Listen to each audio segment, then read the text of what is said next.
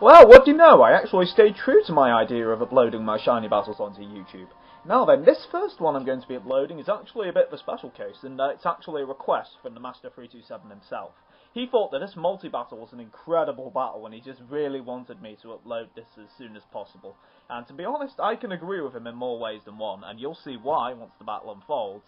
This was, as I said, it was a multi-battle involving me and Master, as you can tell, as well as other fellow Shiny Hunters, Aqua Registeel and ShinyHunterRovert, both of which have YouTube channels, which I'll be linking to in the description.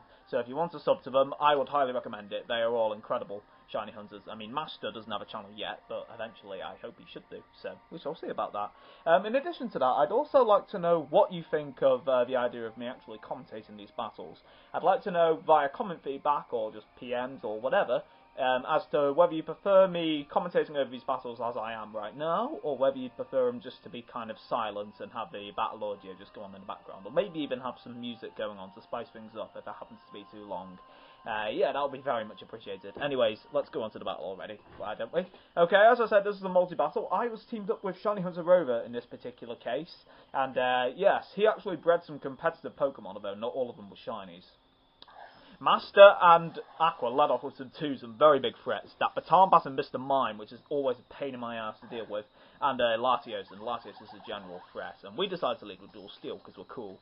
I was going to target Mr. Mime actually, but Master decided to switch out, which was quite bad for me because I always generally like to target him and KO him as soon as possible. However, Rover actually makes a pretty darn good play here and actually goes for the switcheroo, presumably with a choice item. I don't really remember this battle too well, but he switches the item. Oh, he switches Latios and gives it a band, which is brilliant, and gets rid of its Fairy Berry resist. And Latios is essentially restricted to Hidden Power Fire.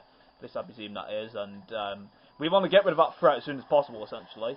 Well, I wanted to get rid of Mr. Mime, so I Flash Cannon, and it crits. It does quite a lot there, as you can tell. And at this point, we realised that Latios was the bigger of these two evils, and wanted to get rid of that bastard as soon as possible. And so I targeted it with my Choice Specs Magnezone Flash Cannon. It doesn't have Analytic, because obviously it's a wild one. And I'll probably be showing the videos as well, where I got these shinies. Just to show that they are the same ones that you've seen in previous videos. Okay then, so this Flash Cannon's obviously going to be able to 2KO Latios, which is great because it's a huge threat. And because of miscommunication, Rover actually decided to paralyze the Latios, even though I was pretty much going to kill it, and I knew that Klefki was going to die. But I guess he just wanted to do a last-ditch prankster effort before Klefki went down.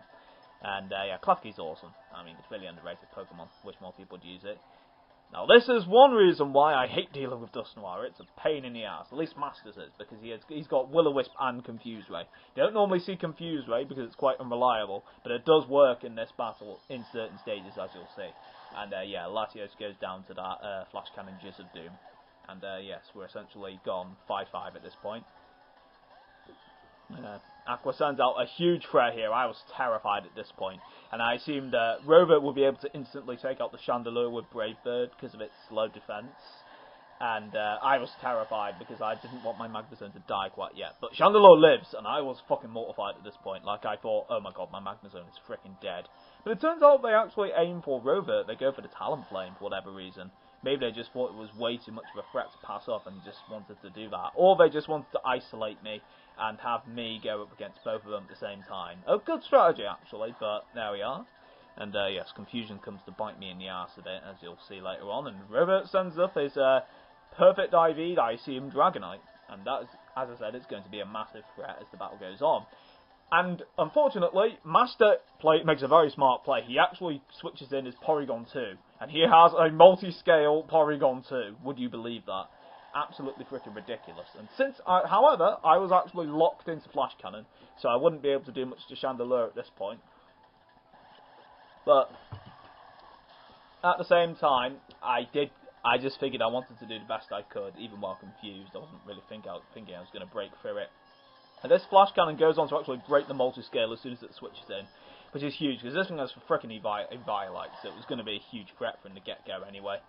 And yeah, this Porygon, I hate Eviolite Porygon 2 in general, so it having freaking multi-scale just makes it twice as bad, in all honesty.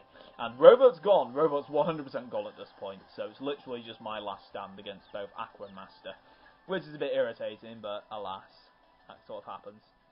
So there we go, I'm just trying to do as much damage to Porygon 2 as possible. I actually get a crit there, but Porygon 2 is recover, and I can't target both opponents at once. So yeah, it kind of ends up being a losing battle on Magnusson's side. I was very afraid Durant would actually have Dig of all things. Yes, I was afraid of Dig Durant. Get over it. And yes, I actually go for the Porygon 2 over these next few turns, not realising. Well, I try and go for the special defense lowering using Flash Cannon, but in the end it just proves to be a losing battle on my end. I don't get to really do anything with it. I don't get the special defense drop. I mean, hoping for something which is 10% is a bit futile in itself, but you can see what I mean. However, Rock Slide doesn't actually flinch. Spoilers, Rock Slide doesn't actually flinch at all over the next few turns, which really works to my advantage, as eventually I kind of wise on to the fact that, hey, I'm not going to be able to do much to this Porygon 2. And so instead, I decide to go for the Durant in a few turns' time. And I don't really care about multi-scale at this point. I'm just like, oh, I'm going to lose, so I might as well just give it the best kind of kick in the ass that I have. And yep, I go for the Durant, even though Steel resists Steel. And Durant's special defense is so shit that it actually takes around 75% from the Flash Cannon, which is pretty hilarious. And Porygon 2, for some reason, uses Conversion. I guess maybe Master was bored and wanted to make it more more interesting battle. And so he actually turns into a Poison type after this turn, which works to my benefit. I'll just say that much. And anyway, yeah, I've just taken care of Aqua now, so now it's just me and Master. We've all still got all three of our Pokemon, so it's just the three of us doing what we can. Magnezone goes down, but it had a great run for a Pokemon which essentially could only use Flash Cannon with choice specs. I send in Tyrantrum aware of the whole idea of it being a poison type and go for the Earthquake and hoping that it could, in vain hopes that it could actually take out Porygon 2 in 2 shots. I expected to go for Ice Beam and try and get the weakness policy boost on Tyrantrum. He just goes for the Toxic, which when you're a poison type is 100%. Which is kind of a clever move, but it did surprise me at the time. A lot of these moves surprised me, because I'm a stupid and I'm not a very good player. But yeah, there we go. So Porygon 2 goes down, and I believe we're at 2 for 2 at this stage. And Master still has his Mr. Mime, and he also still has Dusknoir.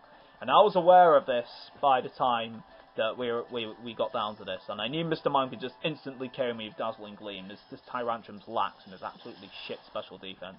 I was hoping for the weakness policy boost, but alas, no dice. I assumed at this point I'd lost, so my Choice Scarf Rose Raid comes in, and it's essentially Rose Raid's last stand. I could have easily Sludge Bombed, but I knew that it wouldn't be able to KO Dusknoir, his last Pokemon, so I went for the Shadow Ball, praying to God I would be able to take it out, and praying to God Mr. Mime didn't carry Psychic. But I get the special defense lowering, and it actually works to my advantage, because Mr. Mime only has Dazzling Gleam as its one attacking move, so literally all I could do now is Barrier and then Baton Pass those boosts to Dusknoir. So I actually have somewhat of a shot of winning this at this point, which is actually quite hype. And the second Shadow Ball takes out Mr. Mime, but Dusknoir is a whole different beast from Mr. Mime. Mr. Mime has huge special defense, but it's also really frail. Whereas Dusknoir is a big fat fucking bouncer ghost. I mean, look at that thing. That thing could probably take Shadow Balls for days. It could probably have Shadow Ball burgers and it'd be easily fine. So I do the Shadow Ball, not expecting it to KO, but hopefully doing enough to be able to take it out the next time. Dusknoir Confuse Rays me, and yes, this legitimately frightens me. Rose Raid is frail as hell, and I know Dusknoir's got fairly decent attacks, so if I hit myself, I could easily die, and I hit myself. So at this point, I've essentially resigned myself to failure. Dusknoir uses Pain Split, even though I actually expected the Shadow Ball, but it works in Master's favour, as he actually has a good chance of living the next Shadow Ball. And I give it a Shadow Ball, and I'm not expecting it to kill. It almost does, but there's like 1 HP, and Dusknoir Shadow Punches, so I essentially resigned myself to my fate that I'd lost. However, it lives at 9 HP, and the 30% fucking Poison Point kicks in, and completely annihilates Dusknoir on the last turn. Oh my god, you had no idea how hyped that was when that happened in the battle. So yeah, Rose Raid saves the fucking day. This battle was incredible, and that Poison Point kicking at the end was literally like the only reason me and Master remember this battle. Like, even though it was a great idea in terms of strategy and that we each targeted individual players, that last stand between Rose Raid and Dusknoir was what sold the battle. So yeah, let's just see how well this Shiny battle does in terms of feedback, shall we? Special thanks to Master for requesting this battle in the first place, and yeah, commentary and feedback on the said commentary, rather, would be very much appreciated for once I upload this video. Hopefully there'll be more to come, but we'll just have to wait and see how lazy I end up being over the next few days to find out. Anyways, thank you for watching, and goodbye.